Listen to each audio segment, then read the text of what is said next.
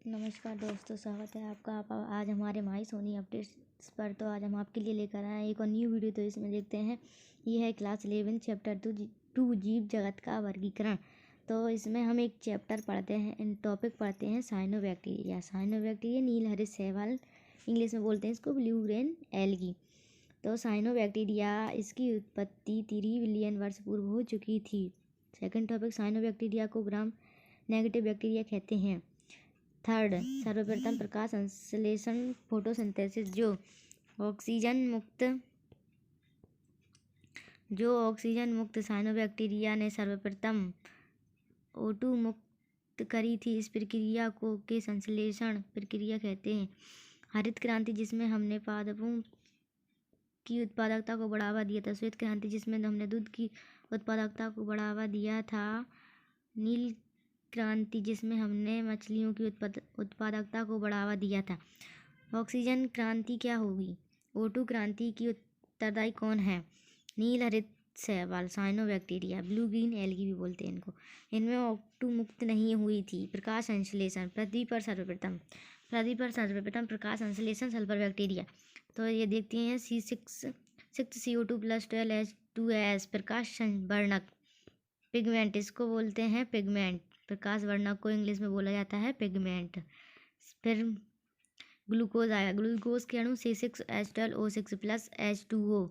तो इसमें जल प्लस H12S यानी सल्फर मुक्त हो रही है, इसमें ऊर्जा नहीं। तो फिर देखती हैं, सल्फर बैक्टीरिया स्वपोषी होते हैं। प्रकाश की उपस्थिति में भोजन बनाया जाता है। ग्लूकोज का ये सूत्र है C6H12O6 है। लेकिन इस प्रकाश संश्लेषण में O2 मुक्त हुई है नहीं, क्योंकि O2 की थी यानी नहीं। O2 मुक्त होने से पहले भी प्रकाश संश्लेषण होता था। O2 मुक्त होने के पहले भी प्रकाश संश्लेषण होता है, वो है क्या? साइनोबैक्टीरिया। जैसे सल्फर बैक्टीरिया जो प्रकाश संश्लेषण करते थे, अनॉक्सी यानी अवायवीय प्रकार का ऑक्सीजन होता था, उसमें ऑक्सीजन के बिना भी वो जीवित रह सकते थे पहले। सल्फर बैक्टीरिया स्वपोषी होते हैं। इन्होंने खुद खाना तो बनाया, लेकिन उन्होंने पृथ्वी पर O2 मुक्त नहीं करी, क्योंकि यहाँ पर O2 मुक्त करने के लिए जो स्रोत चाहिए होता है वो है जल। क्योंकि उन्होंने जल का उपयोग न करते हुए सल्फर 12H2S का उपयोग किया था। कार्बन डाइऑक्साइड 6CO2 का उपयोग किया था।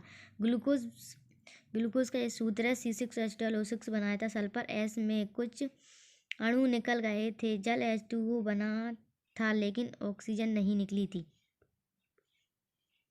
आगे देखते हैं, इसमें आता है वास्तविक प्रकाश संश्लेषण रूप फोटोसिंथेसिस। हम ऐसे अभिक्रिया को बोलते हैं जिसमें ऑक्सीजन मुक्त होती है। अब ऐसी अभिक्रिया को बोलते हैं जिसमें ऑक्सीजन मुक्त होती है। देखती है अभिक्रिया क्या है। 6CO2 + 12H2 प्रकाश वर्णक, ये प्रकाश वर्णक आ गया। फिर ये ग्लूकोज C6H12O6 6O2 + 6H2O। अब इसमें ऑक्सीजन मुक्त यानी जल मुक्त हो रही है, जल मिल रहा है। वास्तविक प्रकाश संश्लेषण सर्वप्रथम ब्लू ग्रीन एल्गी ने दिया था, जिसमें ऑक्सीजन मुक्त हुई थी। फिर देखते हैं नाइट्रोजन स्थिरीकरण, नाइट्रोजन फिक्सेशन। स्थिरीकरण को इंग्लिश में बोलते हैं फिक्सेशन। नाइट्रोजन फिक्सेशन नील हरित शैवाल की किस कोशिका में होता था? हेटेरोसिस्ट कोशिका में। हेटेरोसिस्ट वह कोशिका है जिसमें नाइट्रोजन स्थिरीकरण होता है, नाइट्रोजन फिक्सेशन। वातावरण नाइट्रोजन को हम nitrogen NH3 ammonia NH4 + ammonium ion में परिवर्तित करते हैं। वह प्रक्रिया नाइट्रोजन फिक्सेशन, नाइट्रोजन स्थिरीकरण कहलाती है। कौन कर रहा है नाइट्रोजन स्थिरीकरण? नील हरित शैवाल। किस में हो रही है? हेटेरोसिस्ट कोशिका में। ऐसा संबंध जो दो जीव एक दूसरे की सहायता करते हैं, उस संबंध को सहजीवी संबंध म्यूचुअलिज्म कहते हैं।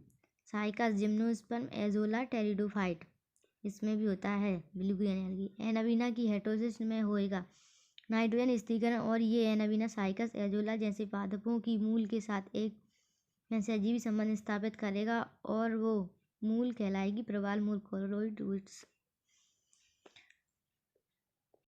ब्लू ग्रीन एल्गी के एग्जाम्पल।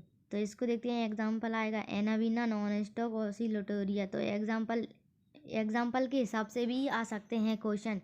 एनावीना को क्या है, नॉन स्टॉप क्या है, ऑसिलेटोरिया क्या है। तो ये ब्लू ग्रीन एल्गी यानी साइनोबैक्टीरिया के ही एग्जाम्पल हैं। इन नामों से भी क्वेश्चन आगे आ सकते हैं। साइनोबैक्टीरिया में उच्च पादपों के समान क्लोरोफिल ए पाया जाता है। अगर कोई भी जीव प्रकाश संश्लेषण करता है तो उसके अंदर क्लोरोफिल ए की उपस्थिति में यानी प्रकाश संश्लेषण करने के लिए सर्वव्यापी क्लोरोफिल कौन सा होता है, वो है क्लोरोफिल ए, सर्वव्यापी क्लोरोफिल। डेस्मियम एरिथ्रियम ने उत्तरदायी होता है। ये जल लाल समुद्र के लिए, लाल समुद्र होता है ना, उसके लिए है ट्राइकोडेस्मियम एरिथ्रियम। समुद्र का जल लवणीय जल जिसमें बहुत ज़्यादा लवण मिलते हैं, यानी खारा जल जिसमें बहुत ज़्यादा लवण मिलते हैं, ये पीने योग्य नहीं है। नदी का जल स्वच्छ जल, अलवणीय जल जो अपन पीते हैं वो है अलवणीय जल, मिनरल वाटर। इस पृथ्वी पर प्रोटीन का अधिकतम सर्वाधिक रिचेस्ट सोर्स कौन है? स्पाइरुलिना जो नंबर 1 पर है, क्लोरेला, हरित शैवाल। इनका उपयोग आंतरिक यात्री खाने के उपयोग में भी करते हैं। ब्लू ग्रीन एल्गी का उपयोग आंतरिक यात्री खाने के उपयोग में भी करते हैं, जो लंबी टूर पर जाते हैं ना, उसके लिए। अब आएगा माइकोप्लाज्मा। माइकोप्लाज्मा जीवित विश्व की माइकोप्लाज्मा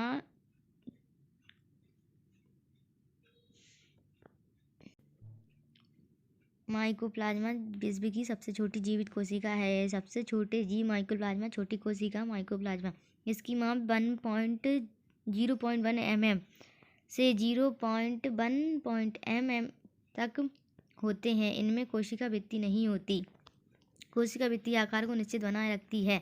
माइकोप्लाज्मा का आकार बदलता रहता है। माइकोप्लाज्मा मतलब ऐसी कोशिका है जिसमें कोशिका भित्ति नहीं होती। जिसमें कोशिका भित्ति नहीं होती उनका आकार बदलता रहता है। ऐसी कोशिकाओं को प्लियोमॉर्फिन कहते हैं। इन्हें PPLO प्लूरोनिमोनी समजीव कहते हैं। ये अवायवीय परिस्थिति में भी रह सकते हैं। अवायवीय परिस्थिति ऑक्सीजन के बिना भी जीवित रह सकते हैं। इनसे रोग उत्पन्न होते हैं, पर जंतुओं और पादपों में भी रोग। जंतु और पादप। विचेस्ट झाड़ू पादप में होता है। विचेस्ट डरावने पेड़ झाड़ू।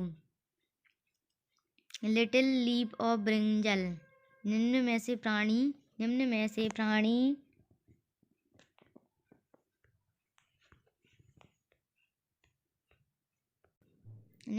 प्राणियों के कौन से समूह को क्राइसोफाइट में शामिल किया जाता है? डायट में सुनहरे शैवाल एवं डेस्मिन। चलो दोस्तों, आज के लिए बस इतना ही। जय हिंद, जय भारत।